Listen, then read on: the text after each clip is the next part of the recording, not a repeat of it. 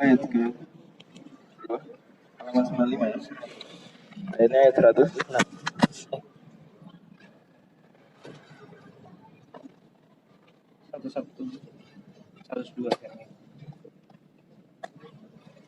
أعوذ بالله من الشيطان الرجيم وإذا كنت فيهم فأقمت لهم الصلاة فلتقم طائفة منهم معك وليأخذوا أسلحتهم إذا سجدوا فليكونوا من ورائكم ولتأت طائفة أخرى لم يصلوا فليصلوا معك وليأخذوا حذرهم وأسلحتهم ود الذين كفروا لو تغفلون عن أسلحتكم وأمتعتكم فيميلون عليكم ميلة واحدة ولا جناح عليكم إن كان بكم أذى من مطر أو كنتم مرضى أن تضعوا أسلحتكم وخذوا حذركم إن الله أعد للكافرين عذابا مهينا. Perhatikan, kemarin kita terakhir bicara tentang masalah qasar salat, di mana Allah Subhanahu wa taala berfirman di ayat sebelumnya tentang mengqasar salat. Wa idza darabtum fil ardi falaysa 'alaikum junahun an taqsuru minas salati in khiftum an yaftinakum alladziina kafaru innal kafirina kanu lakum aduwwan mubina. Adapun ayat ini maka berbicara tentang salat khauf. Salat apa? Salat khauf. Salat khauf sebenarnya adalah salat-salat biasa saja, bukan seperti salat khusuf, bukan juga seperti salat id. Dia salat biasa, salat lima waktu. Hanya saja caranya berbeda. So yang namanya salat khauf berarti kondisinya dalam keadaan takut. Dan salat khauf ini disyariatkan pasca perang Ahzab. Di mana pada perang Ahzab dan sebelum perang Ahzab, berarti sebelum tahun ke-5 Hijriah, itu setiap kali perang kemudian datang waktu sholat, sementara perangnya belum selesai, maka sholatnya ditunda. Sholatnya ditunda. Terkenal sekali kisahnya di perang Ahzab bagaimana Rasulullah SAW didatangi Umar bin Khattab dalam hadis riwayat Bukhari Muslim. Kemudian Umar bin Khattab mengatakan, ya Rasulullah, qatalallahu al-musyrikin malallahu itahum wa jawafahum binnar. Ya Rasul, semoga kaum musyrikin ini Allah celakakan, Allah penuhkan rumah mereka dan kubur mereka dengan api. Yaquluna an salatil wusta salatil asar. Karena mereka menyebutkan kita dari salat wusta, salat asar. Kata Rasul sallallahu alaihi wasallam, "Wallahi ma salaituha." Saya juga belum salat. Jadi Umar bin Khattab mendatangi Rasul dalam keadaan sudah maghrib, mengatakan saya ini belum salat. Kenapa? Sibuk meredam serangan-serangan orang-orang musyrik. Kata Rasul, saya juga belum salat. Lantas mereka kemudian memanggil para sahabat yang lain, kemudian azan, iqamat, kemudian salat asar, kemudian baru salat maghrib, dan sudah masuk salat maghrib sebenarnya. Waktunya sudah gelap. Tapi demikianlah. Setelah itu perang lagi di Zatul Riqa, namanya Zatul Riqa. Di perang inilah orang-orang Islam sekarang berhadapan dengan musuh, dan musuhnya ada di belakang kiblat. Musuhnya ada di belakang kiblat. Jadi ya, kiblatnya sebelah selatan misalnya ya. Kan di Madinah kiblatnya ada sebelah selatan. Musuhnya di sebelah utara. Bayang nggak? Saya tadi bingung gimana nanya. Soalnya ini ada videonya tapi susah ini. Kita nggak punya screen. Pokoknya bayangin aja musuhnya ada di sebelah utara, kiblatnya sebelah selatan, kaum muslimin di tengah. Kemudian dalam kondisi sedang perang, sedang saling siaga, belum berkecamuk perangnya, kaum muslimin sholat zuhur. Nah, orang-orang musyrik ketika melihat orang-orang muslim ini sholat menghadap selatan sementara mereka di utara, mereka nyesel, ya kenapa kita nggak serang tadi ya? Kayak gitu. Terus kata sebagian musyrikin, oh tenang aja, abis ini ada sholat yang itu lebih mereka cinta daripada dunia dan seisinya. Itu sholat apa? Sholat asar. Sholat asar sholat yang paling utama dari semua sholat. Sholat wusta. Hafidhu ala salawati wassalatil wusta wa qumu lillahi qanitin. Sholat wusta. Begitu datang sholat asar, kaum muslimin sholat. Ya. Tapi ternyata sekarang formasinya beda. Kalau zuhur sholatnya biasa-biasa saja, normal. Artinya meskipun qashar 2 rakaat tetapi mereka formasi biasa. Sekarang enggak. Sekarang yang sholat cuma setengah saja. Yang sholat cuma setengah. Setengahnya lagi ngapain? Setengah lagi berjaga. Nabi SAW sholat. Dan inilah maksud ayat ini. Wa idza kunta fihim faqamta lahumus shalah faltaqum ta'ifatun minhum maka. Ketika kamu bersama mereka pasukan kaum muslimin kemudian datang waktu sholat, maka yang sholat faltaqum ta'ifatun minhum maka. Yang sholat sebagian kelompok saja, setengah. Ta'ifatun minhum maka. Wal yakhudhu aslihatan, dan mereka sholatnya bawa senjata. Lantas setengah yang lain kemana? Setengah lain berjaga di belakang. Karena kiblatnya di selatan, musuhnya di utara. Kalau semuanya sholat, musuh bisa nyerang nggak? Bisa nyerang. Jadi setengah yang sholat, setengah lagi berjaga. Faidha sajadu falyakunu min waraikum wa ta'ti ta'ifatun ukhra lam yusallu falyusallu ma'aka wal yakhudhu hidhrahum wa aslihatahum. Kemudian sholat Rasul SAW sholat bersama mereka 1 rakaat. Ingat sholatnya berapa rakaat? 2, asar, qashar. Sholat asar, kemudian qashar. 2 rakaat. Rasul sholat bersama mereka 1 rakaat. Kemudian Rasul SAW berdiri. Ketika berdiri, Rasul baca yang lama sekali rakaat kedua. Kemudian soft yang sholat jadi makmum beliau ini meneruskan sholat sendiri sampai salam. Jadi Rasul SAW rakaat kedua berdiri, kemudian para sahabat ini langsung nyelesain sholat sendiri. Kebayang nggak? Jadi Rasul diem aja, baca sebatang panjang. Tapi sahabat ini semuanya setelah sholat 1 rakaat normal sama Rasul, mereka sholat sendiri agak cepat. Kemudian selesai salam, kemudian bertukar sama pasukan yang sedang berjaga. Nanti pasukan yang berjaga datang masuk ke dalam sholat. Rasul lagi sholat rakaat keberapa? Rakaat kedua. Mereka masuk. Ceritanya masuk. Ya. Kemudian sholat. Setelah sholat salam kan. Ya, tasyahud akhir. Tasyahud akhir Rasul lamain tasyahudnya. Rasul lamain doanya. Kan memang disunahkan juga doa setelah tasyahud akhir sebelum salam. Kemudian pasukan yang baru masuk ini ngapain? Terusin sholat. Jadi pas Rasul tahiyat akhir, mereka bangun.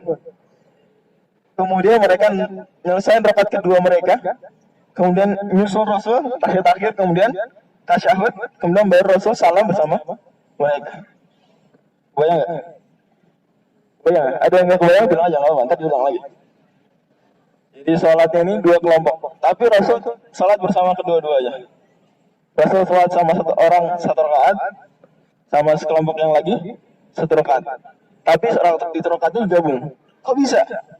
Bisa, caranya Rasul setelah sholat sama kelompok yang pertama, rakaat pertama, Rasul berdirinya yang lama. Setelah itu kelompok pertama ini nyelesain sholat cepat-cepat, habis itu tukeran posisi sama pasukan yang sedang berjaga.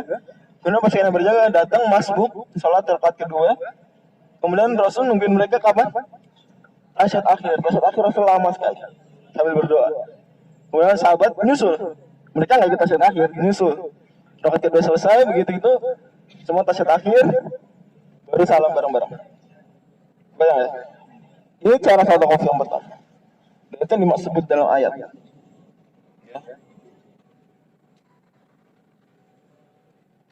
Nah, kemudian ada lagi cara sholat khawf yang kedua, dan ini dipraktikkan di perang Usfan, ketika perang Usfan.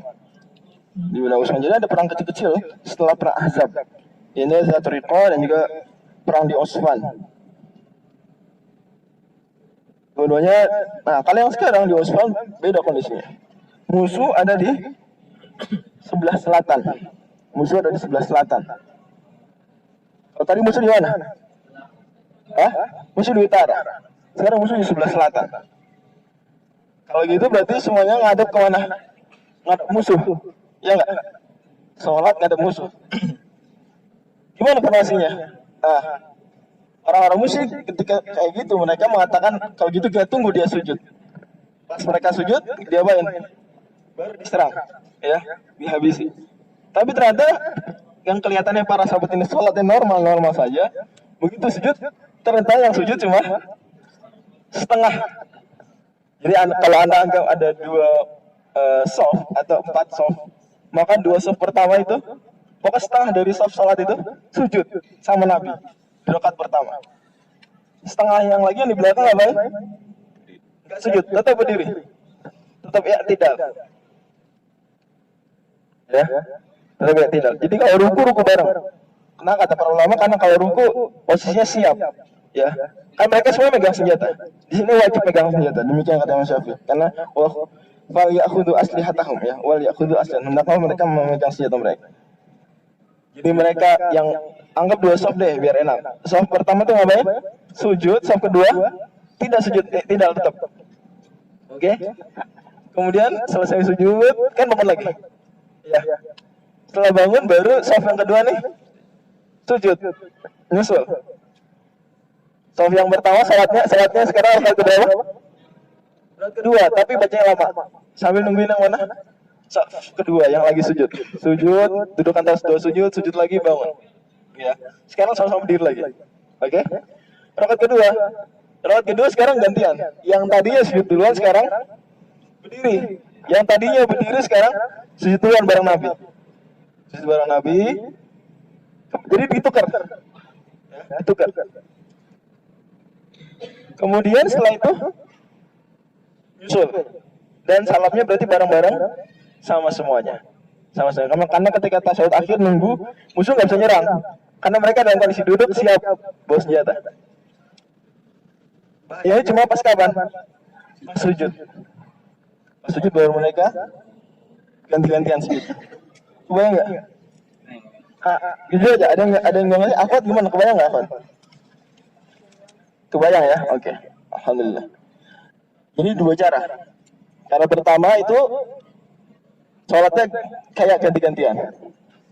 Cara kedua, ya itu kapan cara ganti-gantian kalau musuhnya di belakang kiblat, berlawanan atau di bukan arah kiblat. Sementara kalau musuhnya ada di arah kiblat, maka sholatnya bareng-bareng. Cuma sujudnya aja ganti-gantian. Ya, sujudnya ganti-gantian. Oh kompak deh, seru ngeliatnya. Ya kalau lagi praktek sholat khawf itu rapi. Kenapa? Karena kompak gerakannya. Ya, sudah direncanakan sebelumnya.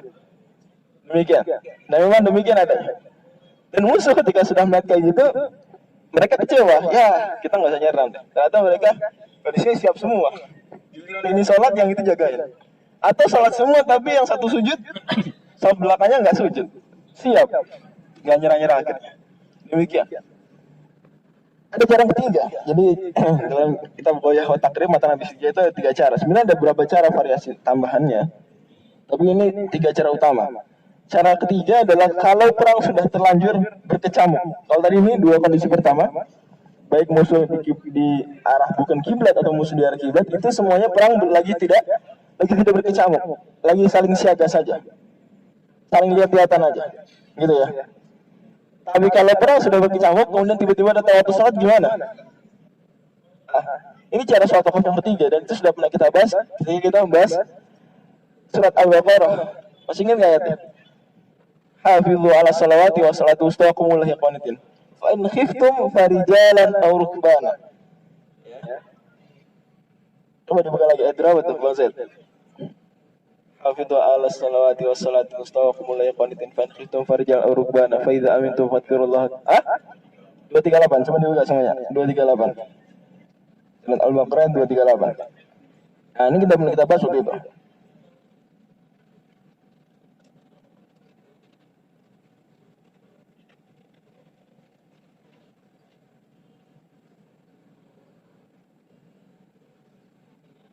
Udah dapat? Kata Allah Subhanahu wa taala, perihal sholat dan terutama sholat wusta, yaitu sholat apa sholat wusta? sholat asar, demikian dalam hadis tadi. Ya, bahwa ulama berselisih pendapat sholat wusta apa. Saat ini sholat wusta yang paling bertahan dan paling utama itu sholat asar. Karena hitungannya dari subuh zuhur, asar, maghrib, isya. Tengah-tengahnya sholat apa? Sholat asar. Dan itu sholat yang paling utama sampai-sampai dalam hadis riwayat Bukhari Rasul bersabda, alladzi tafutu sholatul asri fa ka'anna wutira ahlahu wa malah. Orang ketinggalan sholat asar. Maksudnya ketinggalan itu isinya keburu habis waktunya baru sempat sholat asar. Misalnya pulang kerja nih. Ya, Bang Dedi pulang kerja di Kuningan gitu ya. Kemudian sampai rumah, ya ada jam 7 malam. Macet gitu ya. Atau komuter lainnya mandat sebelum Manggarai. Gitu ya. Gimana nih? Ini kata Rasul, wutkaan nama wutir ahlahu wa malah. Seakan-akan kehilangan keluarga dan kehilangan harta. Ya.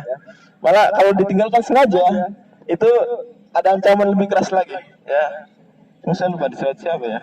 Tapi sahih, yaitu antara salat asar faqat habita amalu. Kita sudah pernah bahas soal itu. Salat wusta.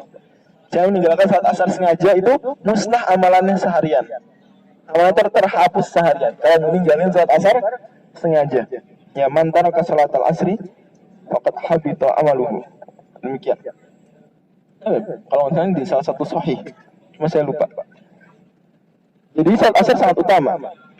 Wa qumu lillahi qanitin, berdirilah dengan khusyuk. Qanit di antara maknanya khusyuk. Kata Allah, fa in khiftum, kalau kalian dalam kondisi khauf, kondisi takut, fari jalan rukbana, maka salat dalam keadaan jalan kaki dan dalam keadaan berkendara. Itu kalau pernah sudah berkendara sementara di waktu salat, gimana salatnya? Salatnya itu dengan cara jalan sambil naik kuda. Pokoknya gimana intinya salat. Ya, salat. Ini kalau lagi perang, ya sudah ini datang salat, ini terusin perangnya, jangan berhenti, tak dulu ya, salat dulu. Dari kita kayak gitu. Yang ada bagaimana? Yang ada tetap salat. Ini namanya salat khauf cara ketiga, yaitu rijalan aw rukbana. Jalan kaki boleh, naik kuda boleh. Jadi lagi di atas kuda, ya udah naik kuda. Lagi jalan kaki. Sambil sambil perang maksudnya. Ya. Menghadap kiblat nggak apa-apa, nggak ngadap kiblat nggak apa-apa. Bahkan nggak apa-apa tidak bersuara, ya. Artinya, Tuhan nggak apa-apa, nggak ada sujudnya, nggak ada rukunya, nggak apa-apa. Dengan sholat khauf. Nah terus gimana? Semuanya dibayangkan di dalam hati. Semua diniatkan. Persis kayak orang sakit, kondisinya terbaring, gitu ya. Sholatnya gimana mereka? Bisa tuh dengan niatnya nggak? Dalam hatinya dia, saya lagi ruku. Bangun lagi tidak, gitu ya. Bisa baca, nggak bisa ya udah. Ini gue sama. Jadi sholatnya itu, ini kalau secara ketiga, dan ini disebutkan dalam kita para ulama. Ini nggak main-main. Ini sholat beneran, ya. Itu perang. Jadi lagi pedang-pedangan, gitu ya. Tapi sambil sholat.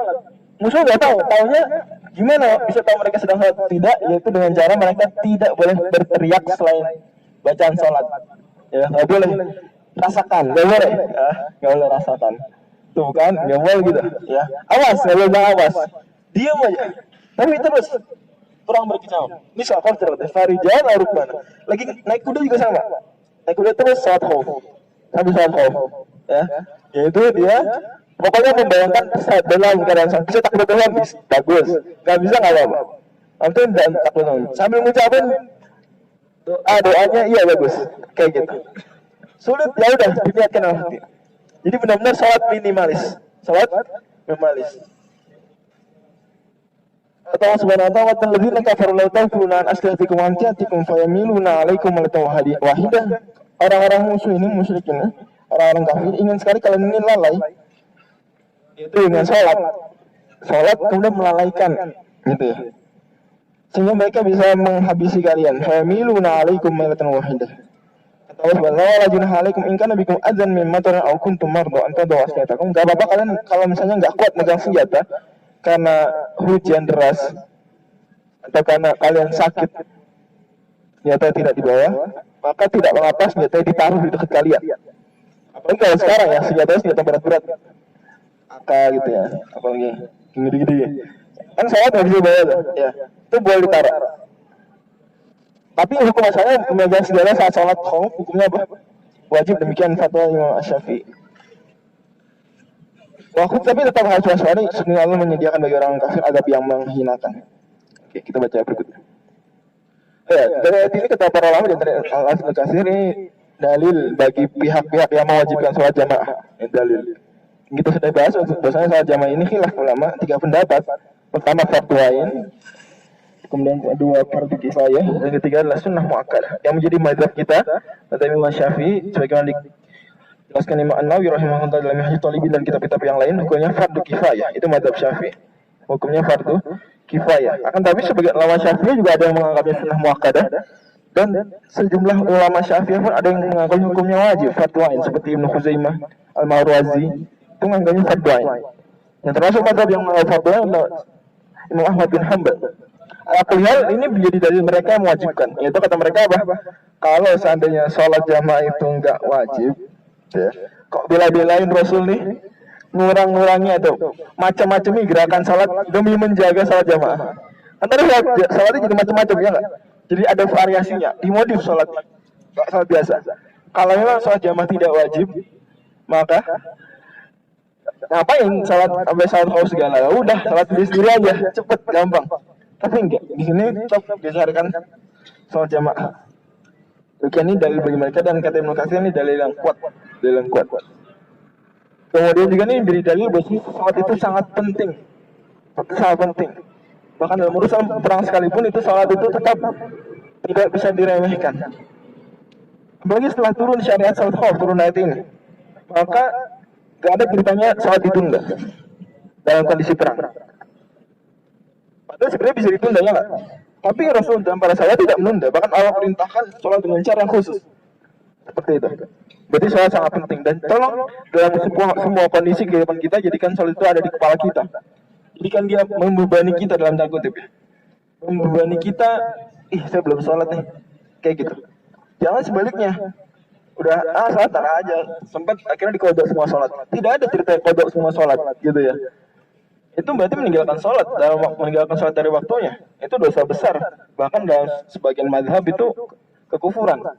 Ya, subuh nggak usah, tertelat ini, udah sampai sono nggak sholat juga. Terus zuhur, aduh, ini masih meeting belum selesai nih, aduh, entar. Habis itu makan siang, nggak sholat juga. Asar, aduh, yang ngejar biar nggak kena macet. Gitu. Ternyata dari rumah sudah jam 7 malam, ya, macet banget. Berarti maghrib lewat juga tuh jam 7 malam. Sholat isya. Akhirnya sholatnya 5 waktu sekaligus. Ini nggak boleh kayak gini. Ya nggak boleh kayak gini. Dia harus menjadikan sholat itu prioritasnya. Kalau dia bisa ngatur waktu meeting, dia bisa ngatur waktu berorganisasi, bisnis, ketemu klien dan seterusnya, tepat. Kenapa dia bisa ngatur waktu ketemu dengan Tuhannya? Yang cuma sebentar, ketemu klien sejam.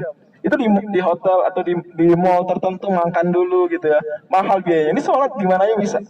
Kenapa enggak seperti itu? Bahkan saya sampai mengatakan itu wajib orang-orang yang berangkat subuh belum sholat atau berangkat sebelum subuh demi ngejar itu sholat dulu di pinggir jalan. Ya, seandainya mereka separah-parah kondisi itu sholat di pinggir jalan. Kalau nggak bisa juga, tapi enggak ya, kayaknya nggak perlu ya. Bisa berhenti di masjid.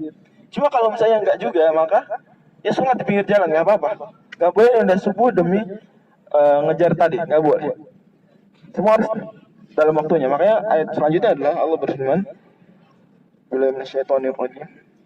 Fa idza qadaytumus shalata fadhkurullaha qiyaman wa qu'udan wa 'ala junubikum. Fa idza tama'nantum fa aqimus shalah.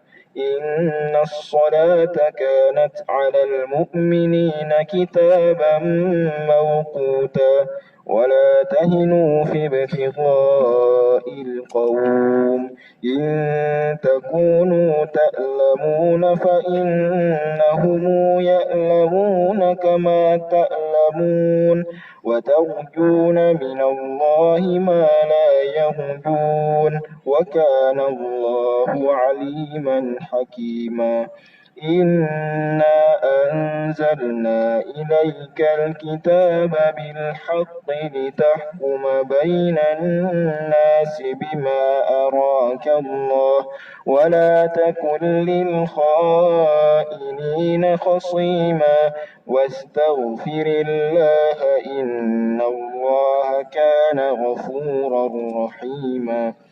ولا تجادل عن الذين يختانون أنفسهم إن الله لا يحب من كان خوانا أثيما يستخفون من الناس ولا يستخفون من الله وهو معهم إذ يبيتون ما لا يرضى من القول وكان الله بما يعملون محيطا أنتم هؤلاء جادلتم عنهم في الحياة الدنيا فمن يجادل الله عنهم يوم القيامة أمن يكون عليهم وكيلا ومن يعمل سوءا أو يظلم نفسه ثم يستغفر الله يجد الله غفورا رحيما ومن يكسب إثما فإنما يكسبه على نفسه وكان الله عليما حكيما ومن يكسب خطيئة أو إثما ثم يرم به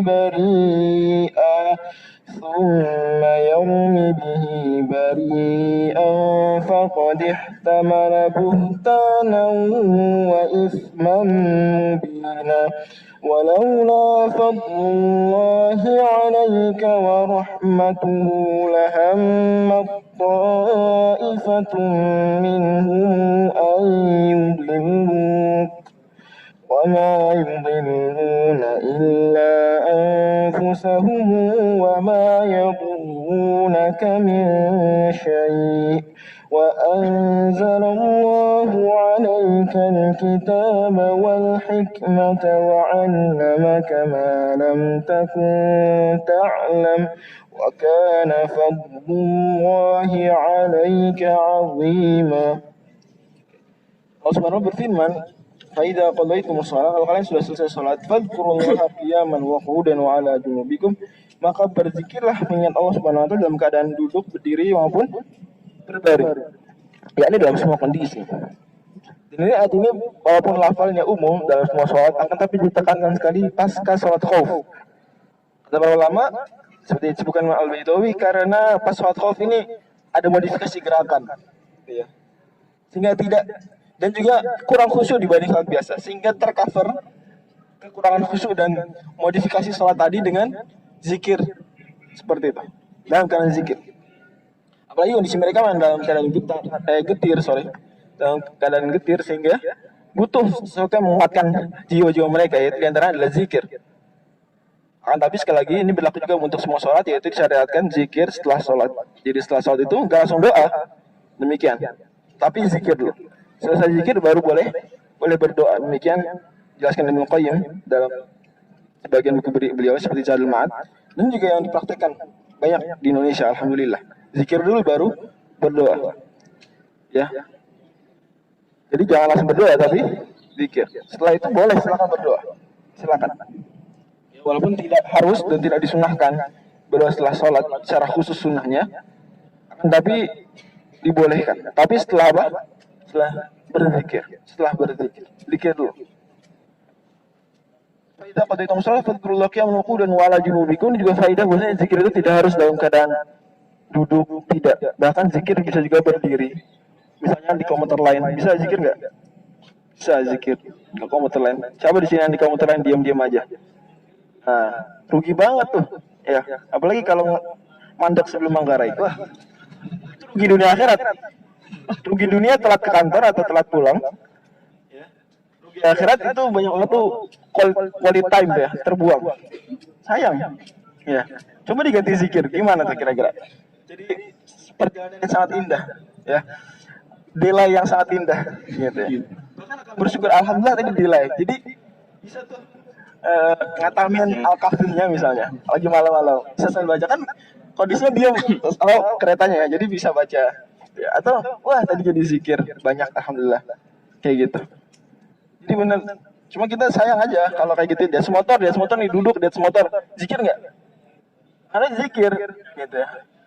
Dan zikir paling utama Al-Quran, itu zikir paling utama. Artinya kalau di atas motor lain, di motor itu paling enak sebenarnya murojaah. Ya, cuma kalau hafalannya sedikit atau misalnya nggak terlalu kuat, ya zikir jangan enggak. Jangan enggak, zikir. Boleh lah dengerin podcast misalnya atau denger, tapi jangan terus-terusan ya. Kadang-kadang zikir gitu ya. Dengerin gitu boleh. Yang ubah-ubah misalnya, wah saya dengerin podcast gitu. Mau dapetin IELTS, latihan listening gitu ya. Gak apa, bagus juga. Kita dengerin ceramah, bagus juga ya.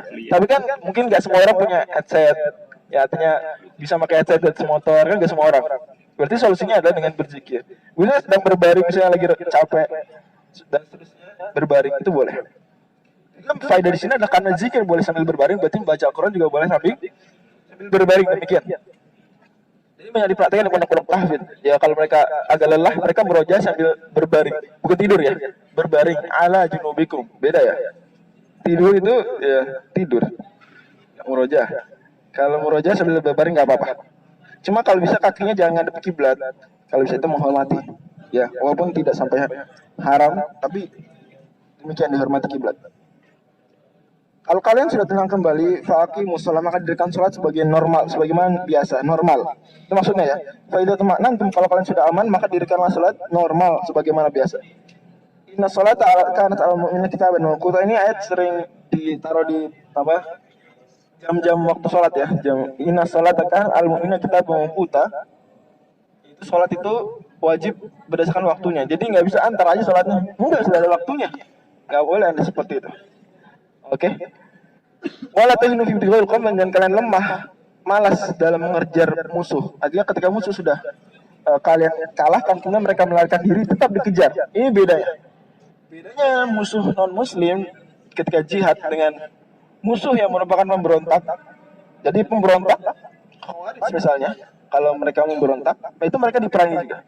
Ya. Kemudian juga sama seperti orang non muslim juga diperangi. Bedanya kalau orang muslim dipanggil bagaimana? Dikejar. Kalau sudah kalah, kemudian lari dikejar. Adapun Khawarij sudah pernah kita bahas ketika itu. Tidak dikejar. Di mana bahasa di sini? Oh bukan. Di pesan ya. Enggak, bukan di sini, sorry. Ya. Di pembahasan Al-Bughath. Ya. Sorry, bukan di sini. Itu musuh nggak dikejar. Jadi karena Khawarij ini atau pemberontak ini cuma dilawan itu demi mengurangi keburukan yang mereka buat, karena mereka bikin keonaran, diperangi. Tapi ketika mereka sudah kabur, maka tidak lagi dilanjutkan, nggak dikejar. Kenapa? Mereka itu muslim. Mereka diperangi itu dalam keadaan kondisi karena mereka mengganggu saja. Ketika mereka kabur, tidak. Adapun non muslim ketika sudah jihad, maka mereka dikejar. Itu bedanya, mereka dikejar. Wala tahinu fi ibtigha'il qawm, jangan merasa malas mengejar mereka. Intakunu tak lawan, kalau kalian merasa kesakitan, aduh sakit nih, baru habis perang, baru mereka kita kalahin, kan berarti capek. Intakunu tak lawan, fa innahum ya'lamun kama ta'lamun. Mereka juga kecapean seperti kalian. Kalian terluka, mereka juga terluka. Sakit, mereka juga sakit. Juna minallahi ma la yarjun. Bedanya adalah kalian mengharapkan pahala dari Allah Subhanahu wa taala yang tidak mereka harapkan. Kalau perang gitu, kita sakit, musuh juga sakit. Bedanya kalau sakit nanti ada apa? Ada surga, kalau musuh tidak. Ini bedanya. Tapi sakit ya sama-sama sakit.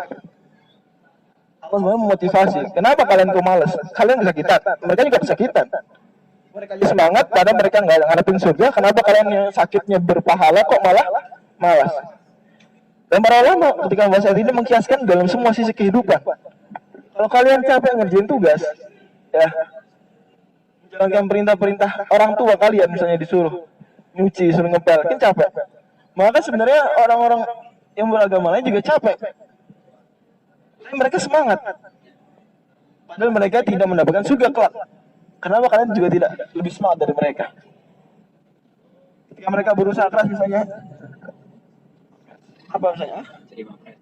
Jadi mapres. Oh iya, boleh lah. Itu contoh nyata. Contoh bekerja keras jadi mapres. Semua bekerja keras jadi mapres. Capek ya capek. Bedanya kalau kalian ada unsur pahalanya dalam setiap kebaikan yang kalian buat. Kenapa kalian nggak semangat mereka? Kayak gitu ya. Kalian capek nih Bang Muhammad bikin penemuan untuk menguatkan tentara gitu ya. Musuh juga capek tuh bikin riset kayak gitu. Sampai misi saya gagal diluncurkan, bikin lagi berarti misalnya. Ya maksudnya di Korea Utara, belum lamanya di Korea Utara. Korea Utara. Gak dengerin ini ya BBC. Global Surprise, dengerin. Itu Korea Utara pesawat misi nuklir terbesar tuh terus gagal gitu ya. Ada. Akhirnya dikecam lagi sama dunia karena tapi dibelain sama sebagai negara mitranya. Ala kulihal, pokoknya musuh juga capek. Ya, bikin riset dan seterusnya. Kenapa kalian nggak sesemat mereka? Kayak gitu. In takunu ta'lamuna fa innahum ya'lamuna kama ta'lamun wa tarjuna minallahi ma la yarjun. Kalian saya capek menyiapkan agenda-agenda dakwah begadang misalnya, seterusnya. Mungkin menulis artikel, mungkin ngurusin japrin orang gitu ya, kayak gitu. Banyak agenda-agenda dakwah misalnya di LDK dan di LDF misalnya. Oh, orang yang melakukan tindakan berlawanan dengan Anda itu juga capek, ya enggak? Yang mempromosikan film-film negatif itu juga capek mereka. Nempel-nempelin poster gitu ya. Kalian capek ngambilin poster kajian. Mereka juga capek ngambilin poster TV film yang mereka film negatif yang mereka promosikan. Oh, mereka juga ngeluarin duit banyak untuk ngiklaninnya. Kalian ngeluarin duit banyak buat ngiklanin. Mereka juga capek. Kalian ngeluarin duit banyak buat bikin siaran di TV. Mereka juga ngeluarin duit banyak. Ya, mereka semangat banget kayak gitu. Ya. Kalian capek nulis buku, mereka juga capek nulis buku. Bedanya kalian capek nulis buku untuk kebaikan orang, mereka capek nulis buku untuk menyebarkan pemahaman negatif mereka. Karena kalian sama-sama capek dan mereka semangat, padahal mereka nggak mendapatkan surga. Kenapa kalian mendapatkan surga kok malah nggak semangat? Demikian maksud ayat. In takunu ta'lamuna fa innahum ya'lamuna kama ta'lamun wa tarjuna minallahi ma la yarjun. Wa kana Allahu aliman hakima, dan Allah Subhanahu wa taala Maha mengetahui dan Maha bijaksana. Nah, bersama anzalna ilaika kitabul haqqi tahkum bainan nasi barakallahu. Sungguh akan menurunkan lagi-lagi penegasan tentang pentingnya berhukum dengan Al-Qur'an Al-Karim dan dengan sunnah. Wa kita minta Alkitab kepada engkau dengan kebenaran untuk menghukumi dengannya antara manusia.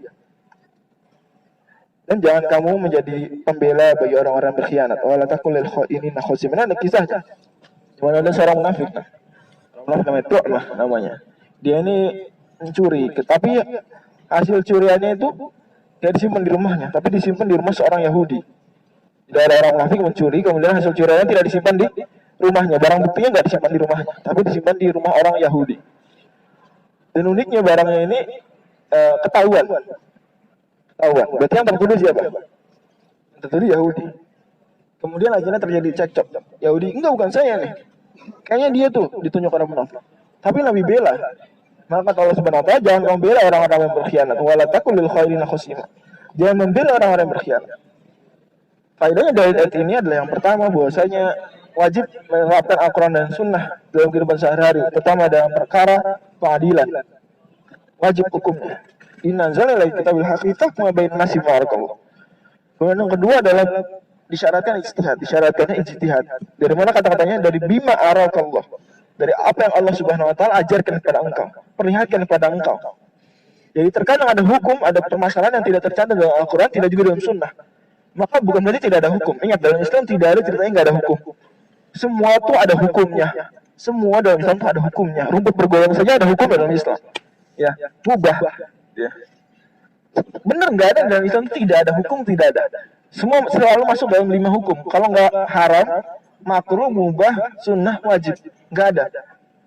Ya, di planet bumi cuma ada 5 saja. Ya. Tidak ada ceritanya, enggak ada hukumnya nih. Islam belum bahas, nggak ada. Itu masih bisa dibahas, ada pembahasannya. Baik tertulis maupun tidak. Baik tegas maupun syarat saja. Demikian ya. Jadi semua dalam Islam itu ada hukumnya. Punya beli tas, punya main Pokemon Go hukumnya. Itu semua ada hukumnya. Enggak ini mah enggak ada, boleh-boleh aja, terserah ini mah enggak ada urusannya sama agama. Enggak, dalam Islam itu semua ada urusan sama agama. Semua ada kaitan dengan agama. Ya. Ini tolong dengan baik. Jadi enggak laku sekularisme dalam Islam, enggak ada cerita. Enggak laku. Pemahaman sekuler dalam Islam itu enggak laku, ya, tidak ada. Karena dalam Islam itu semua urusan itu ada hukumnya, ya. Macet nih ada pembahasannya dalam Islam. Mungkin tidak secara tegas, tapi ada syaratnya. Dan kalau mau ada ulama membahas pun bisa dia. Fikih macet misalnya, bisa. Solusi Islam terhadap kemacetan, bisa. Solusi Islam terhadap banjir. Kalau dia mau menggali Quran dan hadis bisa. Coba siapa nih mau menggali? Urusan ekonomi gimana krisis dan seterusnya kalau digali ada. Jadi Islam itu memang al-Islamu wal hal. Al-Islamu wal hal itu motonya kaum Islamis ya. Al-Islamu wal hal. Islam itu adalah satu-satunya solusi. Tentu ini maksud dengan Islam ada solusi, Anda tidak, wah gimana nih, skripsi saya jawabannya ada nggak di kitab Minhajul Talibin gitu ya? Enggak gitu, tapi secara tidak langsung ada. Kalau Anda jujur, Anda tidak ada rangka meledek, itu nanti ketemu. Ya, selalu. Oke, jadi selalu ijtihad, namanya ijtihad. Jadi perkara-perkara tidak disebutkan dalam Al-Quran dan hadis, itulah tempatnya ijtihad. Yaitu mengerahkan seorang mujtahid, seorang ilmuwan, seorang ulama ini mengerahkan kemampuan terbaiknya untuk mendapatkan hukum yang paling sesuai dengan Al-Quran dan Sunnah sekalipun tidak tertulis di situ. Ini kerjaan mujtahid. Jadi kalau ada permasalahan baru dan di Al-Quran apa kamu ngelarang-larang, nggak ada di Al-Quran, kok nggak ada di Sunnah? Itu berarti hasil ijtihad. Dan hasil ijtihad itu didasarkan pada Al-Quran dan Sunnah. Sekalipun tidak tertulis di keduanya. Ya, ini ijtihad, ini kerjaan para ulama. Dan Rasulullah SAW adalah orang yang terdepan dalam ijtihad. Demikian menurut jumhur ulama ahli usul fikih mengatakan Nabi pun berijtihad. Contohnya Nabi berijtihad misalnya kapan? Saya perang Badar ada tawanan gimana nih? Abu Bakar usul, Umar usul. Kemudian Nabi memutuskan, ya udah kalau gitu tawanannya dibebaskan. Kemudian baru Allah suruh ngelarang. Jadi Rasul ketika mengatakan dibebaskan, ya, kemudian minta ganti rugi duit gitu. Rasul tadi keputusannya gitu. Ditukar dengan duit Rasul. Ya, minta orang munafik, orang musyrik ini nebus. Kalian turun ayat. Maka nabiyin an yakun lahu asra hatta yadkhula fil ardh surah Al-Anfal nanti kalau kita sampai sana. Turiduna arad dunya wallahu yuridul akhirah. Wallahu azizun hakim. Kamu tidak pantas seorang nabi memiliki tawanan sampai dia kokoh di atas muka bumi kedudukannya. Sampai dia kuat militernya. Baru boleh memiliki boleh menebus tawanan. Ya, kalau musuh sudah lemah baru boleh. Kamu punya duit, Allah punya duit lebih banyak. Turiduna arad dunya wallahu yuridul akhirah. Allah menjanjikan akhirat. Maka Allah akhirnya mengajarkan kepada Nabi SAW untuk apa? Tawanan badan dia dibunuh. Tawanan badan dibunuh. Demikian. Berarti Rasul ketika pertama kali itu istihad. Ada lagi misalnya Rasul istihad, misalnya ketika minta perjanjian keamanan, menegaskan perjanjian keamanan dengan orang-orang Yahudi, ya, Bani Quraidah, ketika perang Ahzab. Rasulullah SAW ingin menegaskan, yuk kita saling bahu-membahu membela Madinah dari serangan musuh dari luar ketika perang Ahzab. Kemudian Rasulullah SAW menjanjikan apa tadinya? Menjanjikan, iya kita kasih hasil panen kita deh, setengah. Ya, setengah hasil panen kita kasih selama masa perang. Ya, demi menjaga biar kalian tetap konsisten dalam perjanjian. Karena orang itu terkena khianat. Sehingga Rasul untuk menegaskan biar kamu gak khianat nih dikasih apa? Setengah hasil panen kurmanya. Kata orang-orang Madinah gimana? Ini sih tadinya katanya. Oh ya Rasul, dulu mereka juga minta kayak gitu. Gak kita kasih. Masa setelah kita masuk Islam kita kasih? Dulu kita ketika musyrik kita nggak kasih, menjaga izzah kita, ya, wibawa kita di hadapan orang Yahudi. Masa setelah kita masuk Islam kita malah kasih? Enggak Rasul. Tetap kita nggak kasih, kayak gitu ya. Agar Rasul setuju. Oh kalau gitu Rasul menyetujui mereka. Kemudian perang Uhud gimana lagi kata Rasul apa? Kita bertahan di dalam, tidak keluar. Kemudian para sahabat musuh gimana? Oh Rasul kita jangan di dalam, kita keluar. Berarti Rasul pertama kali istihad. Dan banyak istihad Rasul. Jadi Rasul itu beristihad. Dan para ulama juga beristihad. Jadi istihad itu sesuatu yang tidak disebutkan dalam Al-Quran Sunnah. Ya. Kemudian hasil pemikirannya para ulama. Dan ketika para ulama ini berpikir beristihad itu didasarkan pada dalil Al-Quran dan Sunnah juga. Dan syarat mustahid memang harus menguasai Al-Quran dan menguasai Sunnah. Ya. Nah, yang berikutnya adalah tidak boleh kalau Anda advokat tidak boleh membela yang bersalah. Wala taqulil kha'inina khasimah, tidak boleh. Jadi kalau ada siapa di sini advokat? Waalaikumsalam. Siapa di sini advokat nih? Anak Evan, ini nggak boleh kalau ada job dari orang yang koruptor gitu ya. Kamu tolong ya bela saya. Ini nih, wah saya nih nanti ketangkap nih. Udah tertuduh. Tolong. Saya terdakwa. Tolong kamu bela saya gimana ceritanya? Nanti adalah bonusnya buat kamu. Banyak. Kan gitu ya kalau advokat ya.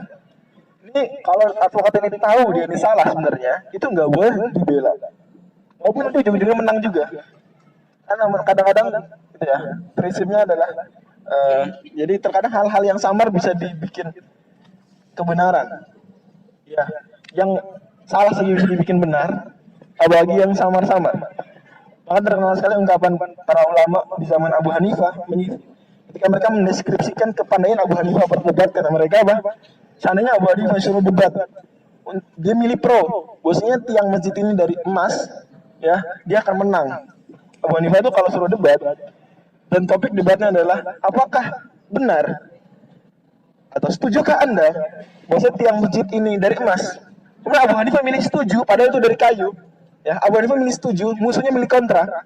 Maka Abu Hanifah yang menang. Ini Abu Hanifah saking dahsyatnya berdebat. Demikian, ya. Nah, Abu Hanifah terkenal sekali. Itu sangat jago logikanya. Abu Hanifah itu sangat cerdas. Ya. Fikih sekarang itu, ada Imam Syafi'i, semua itu sebagian besar itu hasil olahannya Abu Hanifah. Abu Hanifah bisa dibilang bapak fikih. Ya, bapak fikih. Memang beliau kan imam wajah pertama, saya. Imam wajah pertama. Ya, fikih itu demikian. Kalau Anda sebagai advokat, Anda cerdas dalam berdebat, Anda tidak boleh membela orang yang salah. Sekalipun ujung-ujungnya nanti Anda yang menang. Tidak boleh. Mungkin kalau Anda akuntan, Anda tahu ini orang ngotak-atik anggaran, kalau ngomong gimana ceritanya biar wajar tanpa pengecualian, gitu ya. Bisa nggak Bang Deddy diterima nggak job kayak gitu Bang Deddy? Enggak ya? Enggak. Mohon maaf gitu. Mau Anda bayar berapapun? Tidak. Yang Anda salah ya salah. Gak mau saya otak-atik biar benar. Kayak gitu ya? Gak mau saya rekayasa. Dan ini berlaku dalam semua sisi kehidupan. Berlaku dalam semua sisi kehidupan. Dokter misalnya, dok bikin hebat sakit ya. Gitu ya. Oh kamu gak sakit? Gak boleh. Jangan. Wastaghfirullah dan minta ampun pada Allah. Rasul di sini tegur. Berarti gue faedah dari ayat ini adalah bahwasanya Al-Quran dari sisi Allah bukan karangan Nabi Muhammad SAW. Kok bisa begitu? Kalau seandainya ini karangan Nabi SAW, pasti ayat ini udah nggak ada lagi di Al-Quran. Atau malah nggak ada dari awal. Ayat-ayat seperti ini, ayat-ayat yang mencela Nabi atau menegur Nabi ini nggak mungkin ada di Al-Quran. Kalau memang Al-Quran itu karangan Nabi Muhammad SAW. Bagaimana mungkin Nabi kok bikin malu dirinya sendiri? Iya. Ada deskripsi Anda hilang-hilangkan nih. Kira-kira unsur-unsur lemah. Bagian-bagian yang menunjukkan kelemahan Anda hilangkan. Ya nggak? Gitu. Kenapa? Wah nanti bisa menjadi titik lemah saya diserang nih sama penyidang. Ya, saya hilangkan nih. Udah, mendingan gak usah cantumin deh daripada nanti ditanya-tanyain nggak bisa jawab. Maka apalagi Rasulullah SAW ketika kalau dianggap mengarang Al-Quran kemudian membawa ayat seperti ini blunder namanya. Dan banyak benar di Al-Quran ayat-ayat seperti itu. Ya, Abasa, surat At-Tahrim. At-Tahrim keras banget malah. Ya Nabi 5 itu harim wa ahlullah tapi mardudat azwajik. Kamu lebih nyari senang istri kamu. Gitu. Banyak. Ya, nanti di surat At-Taubah lagi. Wastaghfirullaha kana ghafurur rahim. Sesungguhnya Allah Maha Pengampun lagi Maha Penyayang. Wa tujadilul ladzina yaqtanun anfusahum. Jangan kamu membela orang yang mengkhianati diri mereka sendiri. Supaya tidak menyukai orang yang banyak berkhianat dan banyak berdosa. Mereka ini malu-malu sembunyi dari manusia tapi tidak malu-malu sembunyi dari hadapan Allah Subhanahu wa taala. Pada Allah selalu bersama mereka ketika mereka merencanakan apa yang tidak Allah ridhoi dari ucapan. Nah, Allah Subhanahu wa taala Maha meliputi perbuatan-perbuatan mereka. Pada ayat ini adalah jangan sampai kita lebih takut manusia daripada takut pada Allah Subhanahu wa taala. La tajallah ahwanan nadhirina ila, demikian kata para ulama. Sebagian tabi'in mengatakan jangan jadikan Allah Subhanahu wa taala ini orang yang pihak yang paling rendah, yang paling tidak Anda takuti, yang paling Anda berani berbuat salah di hadapan. Jangan, taat bukan karena dilihat manusia. Dan kalau itu perkataan sebagian kalangan ulama-ulama yang zuhd dan wara dan kalangan mutasawwifah, di mana mereka ketika diminta izin oleh muridnya, wahai guru, boleh nggak saya berbuat dosa? Kata dia, boleh, silakan nak. Tapi ada 3 syaratnya. Syarat yang pertama, jangan sampai kamu berbuat dosa kemudian kelihatan sama Allah. Jangan sampai kamu berbuat dosa tapi menggunakan fasilitas dan nikmat Allah. Kemudian syarat ketiga, kamu kalau berbuat dosa jangan di tempat yang Allah ciptakan. Maka akhirnya dia nggak jadi berbuat dosa karena memang mustahil. Mustahil. Bagaimana Anda ingin melarikan diri dari Allah Subhanahu wa taala? Ada gengsi dari manusia tapi tidak gengsi dari Allah. Ini sebenarnya satu ciri kemunafikan. Ini satu ciri kemunafikan. Dan sampai Anda menjadikan Allah Subhanahu wa taala itu pihak yang paling rendah, paling tidak Anda takuti. Yastakhfuna minan nasi wa la yastakhfuna minallah wa huwa ma'ahum idh yubayyituna ma la yarda minal qaul. Bahkan ucapan saja Allah Subhanahu wa taala ketahui, wa kan lima ya'maluna itu. Ha antum, tadi kalau Nafi bacanya dalam riwayat Qalun, ha antum gitu ya. Ha antum. Jadi dia tidak ada hamzah. Kalian dan mereka ini berdebat. Kamu ini membela mereka di kehidupan dunia. Siapa yang akan membela mereka di hari akhirat, di hari kiamat nanti? Atau amman yakunu alaihim wakila. Siapa juga yang akan menjadi penolong mereka? Jadi Allah Subhanahu wa taala mengatakan, kamu wahai Rasul membela mereka. Oke, kamu mungkin bisa membela mereka di dunia, kamu menang. Kamu wahai advokat bisa membela orang yang bersalah di koruptor di pengadilan. Oke, kamu menang. Ya.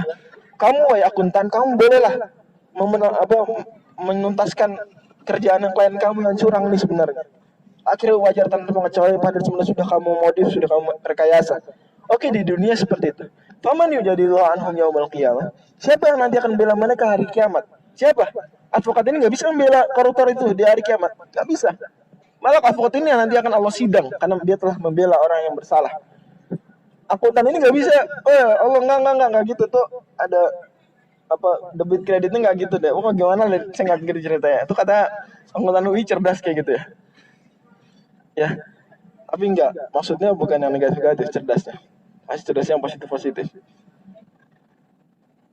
Tapi siapa yang akan bela mereka nanti di hari kiamat? Dan siapa yang menjadi menolong mereka?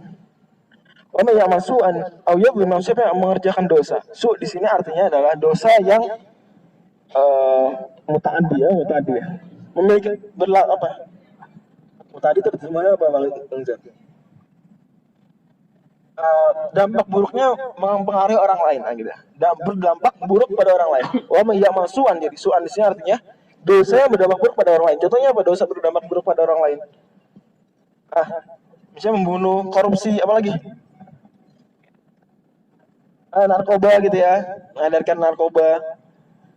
Itu berbuat buruk, dampaknya pada orang lain. Au yadhlim nafsu, atau menzalimi dirinya sendiri. Berarti ini dosa tapi dampaknya untuk diri sendiri. Contohnya misalnya minum khamar, berzina, kemudian ngeputau gitu ya, putau dan seterusnya. Itu dampak buruknya untuk pada awalnya untuk diri sendiri. Dan inilah yang dalam sebagian peradaban ini dianggap bukan kriminal. Jadi sebagian peradaban menganggap dosa itu selama tidak mengganggu orang lain itu bukan kriminal. Dalam Islam enggak, dosa ya dosa. Karena dosa dalam Islam ada yang mempengaruhi dampak buruk pada orang lain, ada juga dampak buruknya bagi diri sendiri pribadi. Dan dua-duanya tetap dosa dan tetap dilarang. Ya, nggak bisa Anda bilang, oh enggak, saya kan mabuk di rumah saya sendiri. Terserah saya dong, saya nggak ganggu kamu. Enggak, tetap haram, nggak berubah jadi mubah. Saya berzina kan suka sama suka, saya nggak ganggu orang lain. Ya, saya nggak merusak hubungan orang lain. Sekilas seperti itu ya. Walaupun semua dosa nanti ujung-ujungnya akan berdampak pada orang lain. Itu kaidah. Dosa itu ada dampak buruknya bagi lingkungan, selalu. Ya, langsung tidak langsung, cepat atau lambat itu ada. Tapi ada beberapa dosa yang pada awalnya tidak berdampak buruk pada sekitar. Jadi tadi dosa-dosa pribadi seperti itu. Kata Allah Subhanahu wa taala, "Wa may ya'mal su'an aw yadhlim nafsahu tsumma yastaghfir," kemudian beristighfar kepada Allah Subhanahu wa taala, "Yajidillah ghafurur rahimah." Ya, ia akan mendapati Allah Subhanahu wa taala Maha Pengampun lagi Maha Pengasih. Wa man yaksibu itsman fa inna ma yasibu nafsi, dan barang siapa yang berbuat dosa, baik tipe pertama maupun tipe kedua, sebenarnya dia membahayakan dirinya sendiri. Dan Allah Subhanahu wa taala Maha mengetahui lagi Maha bijaksana. Wa may yaksibu khati'atan aw itsman, barang siapa yang berbuat dosa kecil ataupun dosa besar. Ini tafsiran pertama, khoti'ah itu dosa kecil, itsman itu dosa besar. Tafsiran kedua, khoti'ah itu tidak sengaja, itsman itu sengaja. Jadi tafsir pertama, khoti'ah itu apa? Dosa kecil. Itsman itu dosa besar. Tafsiran kedua, khoti'ah itu tidak sengaja, itsman itu sengaja. Tsumma yarmi bihi bari'an, kemudian melemparkan kesalahan tersebut kepada orang yang lain yang tidak bersalah. Jadi tadi contohnya orang munafik tadi, dia mencuri kemudian melemparkan kesalahan tersebut kepada orang Yahudi. Ada koruptor misalnya korupsi, tapi direkayasa biar bawahan yang kena, dianya enggak. Tuh bawahan saya itu yang korupsi, tuh saya bebaskan. Enggak. Apa gimana dampak buruknya? Itu merbibi badan fa qad ihtamala buhtana wa itsmu mubina, dia menanggung dua dosa. Jadi tadinya satu dosa, tapi ketika dia melemparkan dosa tersebut, menuduhkan kepada orang lain, berarti dosanya berapa? Dua. Buhtan yang pertama kedustaan besar, kemudian dosa yang tadi. Kalau bukan karena Allah Subhanahu wa taala kepada engkau dan juga rahmatnya, sungguh ada sekelompok orang yang bernafsu dan berhasrat menyesatkan engkau. Dan mereka lah sebenarnya tidaklah menyesatkan kecuali diri mereka sendiri. Wa may yudilluna illa anfusahum. Wa may yadurruna min syai', mereka tidak membahayakan diri engkau. Jadi tadi orang-orang munafik ingin menyesatkan engkau dengan cara membuat kesan yang salah itu Yahudi sehingga engkau menyalah-nyalahkan orang Yahudi membela orang munafik. Tidak. Ya. Kemudian Allah ajarkan engkau, Allah kasih tahu, Allah bongkar kesalahan-kesalahan orang-orang munafik, niat busuk mereka sehingga kata Allah, wa mayudilluna ila anfusahum, mereka tidaklah menyesatkan kecuali diri mereka sendiri. Wa mayaduruna kaminsanya, mereka tidak membahayakan dirimu sedikit pun. Dan Allah Subhanahu wa taala menurunkan kepada engkau Alkitab wal hikmah. Gimana kata Ibnu Abbas kalau ada kata-kata Alkitab dan kata-kata Al-Hikmah, gimana kata Ibnu Abbas? Berarti Al-Hikmahnya apa? As-Sunnah. Ini kaidah kata Ibnu Abbas, setiap kali ada Al-Hikmah setelah Alkitab, berarti Al-Hikmah tersebut adalah Sunnah. Dan kami turun kepada engkau Alkitab dan Sunnah dan mengajarkan kepada engkau apa yang tidak engkau ketahui sebelumnya. Dan demikian Rasul ini banyak ilmu baru setelah diangkat jadi nabi. Dan sungguh karunia Allah kepada engkau sangatlah besar. Kalau engkau sangat besar. Padahal dari ayat yang barusan adalah yang pertama. Pertama bahwasanya syubhat yang ditebarkan oleh orang-orang yang berniat busuk ini tidaklah berdampak buruk bagi orang-orang yang berilmu. Syubhat yang ditebarkan oleh orang-orang yang berniat busuk tidaklah berbahaya bagi orang-orang yang berilmu. Allah Subhanahu wa ta'ala yudilluna ila nafsahum wa yadurruna min syai' wa anzalallahu 'alaikal kitaba wal hikmata wa 'allamaka ma lam takun ta'lam. Berarti dengan ilmu Al-Quran Sunnah ini syubhat orang-orang munafik, syubhat orang-orang yang busuk niatnya ini tidak berbahaya, justru akan berbaik pada mereka. Tapi caranya harus berilmu, kalau tidak maka berbahaya. Jadi syubhat itu bagi orang berilmu bagaimana? Tidak berbahaya. Jadi syubhat itu apa ya? Jadi kerancuan-kerancuan. Jadi tweet-tweet yang kelihatannya enak, kelihatan bagus ya bener ya, tapi itu tidak sesuai dengan Islam. Itu syubhat. Anda mungkin pertama setuju, Anda kasih hati gitu ya, Anda like, atau Anda retweet malah, tapi itu kan busuk, ya.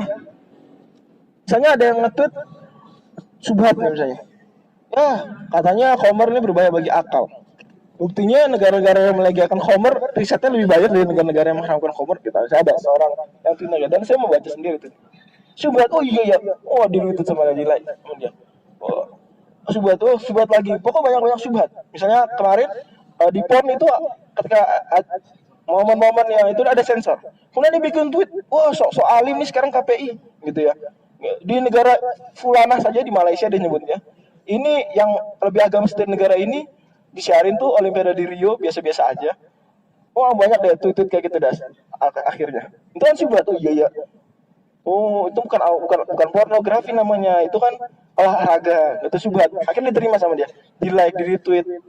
Akhirnya menjadi pemikiran. Terus orang yang hobinya memfollow orang-orang seperti itu, ya, itu akan lama-lama masuk syubhat demikian satu persatu. Karena dia tidak ada ilmunya. Tapi kalau sudah berilmu yang kayak gitu, jelas-jelas kok dalam Islam itu pornografi, membuka aurat haram, ya.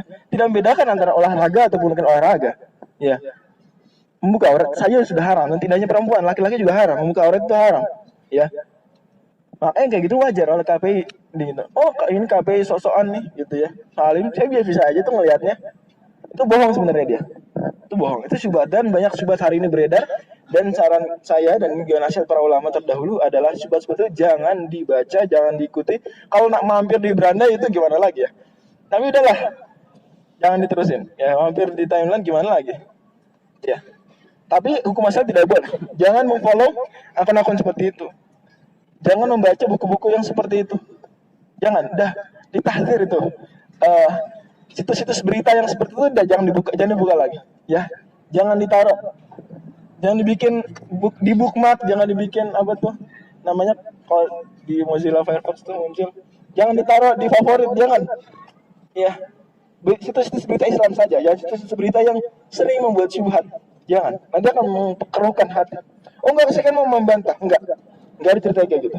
Syubhat itu bukan dicari, tapi syubhat itu kalau ada saja dijelaskan. Dan yang menjelaskan pun ulama, bukan orang-orang seperti Anda, bukan orang seperti kita. Tolong ya, tolong. Demikian mungkin yang kita bahas. Mudah-mudahan bermanfaat. Yang kita tanya, pertanyaan pertama, kalau tadi di beberapa negara Islam Timur Tengah saat ini bolehkah sholat khauf? Perang tapi tidak jelas melawan siapa? Maksudnya tidak jelas melawan siapa, mungkin musuhnya nggak kelihatan ya. Artinya memang perang-perang zaman sekarang itu jarak jauh, nggak maksudnya jarak jauh, rudal, tembakan-tembakan gitu ya kan, nggak adep-adepan. Ya, maka kayak gitu berarti sholatnya lebih enak lagi. Sebenarnya ketika pelajaran sholat kalau dibahas di kelas itu ada syekh itu mungkin saja misalnya ada pos-posnya ya, pos-pos tentara itu mereka sholat jamaah sama mereka cepat cuma 2 rakaat, gitu ya. Itu bisa juga sholat duha, bisa. Tapi tidak harus seperti tadi karena memang kondisinya lebih nyantai. Atau mungkin kondisinya malah enggak, lebih susah karena musuh bisa nyerang dari jauh gitu ya. Mau kita ruku kayak mau sujud mau tetap bisa ditembak. Nah kayak gini berarti solusinya adalah solusi sholat khawf yang ketiga, yaitu sholat khawfnya sendiri-sendiri, terserah mau jalan mau sambil tembak-tembakan terserah ya. Sekali lagi sholat khawf ini ada 3 model, itu yang paling sederhana dan itu semuanya bisa sesuai dengan kondisi musuh. Kondisi pertama tadi musuh di belakang kiblat atau tidak di kiblat, kemudian kondisi kedua musuh di arah kiblat, kondisi ketiga perang berkecamuk, berarti kita bisa pakai kondisi yang ketiga. Apakah ada kisah di mana sahabat mati syahid saat sedang salat khauf di perang? Tidak ada. Yang ada itu salat saat sedang berjaga, sedang ribat, sedang berjaga, jaga malam, kemudian 2 orang sahabat ganti-gantian, ya. Yang satu tidur, kalau satu tidur satu lagi berjaga, kalau satu lagi berjaga kemudian gantian tidur. Pas lagi gilirannya satu tidur, satu berjaga, dia udah ngisi waktu dengan sholat, masya Allah ya. Jadi bukan sambil nggak kayak kita kalau nunggu tuh macam-macam. Ya dia nunggu sambil sholat, masya Allah. Terus ternyata dipanah kan, tapi dia tetap sholat terus ya. Karena memang sholatnya sendiri. Kayak gitu. Saking khusyuknya seperti itu. Ini baru ada. Tapi kalau kisah pro khauf tidak ada. Sholat khauf. Tolong nasihati saya yang masih menganggap remeh sholat. Ini sebenarnya nasihat buat kita semua, jangan sampai meremehkan sholat, ya. Nasihat pertama buat ukti yang bertanya adalah bahwasanya tahu bahwasanya sholat ini merupakan rukun yang terpenting dalam Islam setelah syahadat. Dan bahkan sholat ini menurut seluruh mazhab ini ada hukuman kriminalnya. Menurut seluruh mazhab. Jadi sebagian mazhab menganggap meninggalkan sholat itu kufur, keluar dari Islam. Orang yang meninggalkan sholat karena malas itu keluar dari Islam. Sebagian mazhab. Tapi semua mazhab sepakat orang yang meninggalkan sholat karena malas itu ada hukuman kriminalnya. Dengan kita tahu itu, maka kita mengetahui, tidak main-main. Bahkan orang meninggalkan sholat kata Rasulullah SAW, ya yahsyurullah yaumal qiyamah ma'a fir'aun wa qarun wa haman. Orang ninggalin sholat itu nanti dikumpulinnya di hari kiamat bersama siapa? Fir'aun, Qarun dan Haman. Kata para ulama ketika mensyarah hadis ini isyarat bahwasanya orang ninggalin sholat itu motifnya bisa 3. Yaitu yang pertama karena sibuk dengan kekuasaan, seperti siapa? Fir'aun. Yang kedua karena sibuk dengan urusan-urusan administrasi dan seterusnya, yaitu siapa? Haman. Yang ketiga karena sibuk ngurusin hartanya, itu Qarun. Berarti Anda kalau sibuk karena kuliah kemudian meninggalkan sholat, berarti kayak Haman, sibuk urusan-urusan administrasi dan seterusnya, urusan-urusan yang bukan kekuasaan, bukan juga harta. Ya, jangan sampai diremehkan sholat ini. Anda mau kumpul bareng sama Fir'aun, sama Haman, sama Qarun? Tidak. Dia harus tahu semua bahwasanya yang pertama kali dihitung di hari akhirat nanti adalah sholat. Awal ma yuhasabu bil abdi yaumil qiyamati sholatu. Ya. Fa in hasanat sholatu faqad anja wa aflah.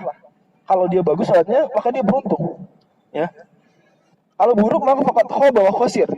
Kalau sholatnya buruk maka dia celaka dan merugi. Berarti Anda harus perhatikan sholat Anda. Jangan sampai Anda peduli dengan ibadah-ibadah sunnah lainnya, menghadiri kajian, kemudian apa misalnya, kalau tidak sedawaran, bak sholat, tapi sholat adalah lain. Tidak. Yang benar seperti itu. Sholat ini ibadah yang paling dasar. Separah-parahnya orang itu nggak ninggalin sholat. Jadi separah-parahnya orang itu jangan sampai ninggalin sholat. Itu udah batas minimal ketaatan seseorang. Jangan sampai ninggalin sholat. Jangan sampai ninggalin sholat. Dan sebenarnya banyak. Yang terpenting dari itu semua adalah Anda biasakan sholat berjamaah dan Anda biasakan sholat di awal waktu kalau Anda perempuan. Anda biasakan sholat berjamaah atau Anda biasakan sholat di awal waktu. Dengan demikian Anda akan terus menjaga sholat Anda. Anda akan menjaga sholat Anda. Wallahu a'lam. Wallahu a'lam.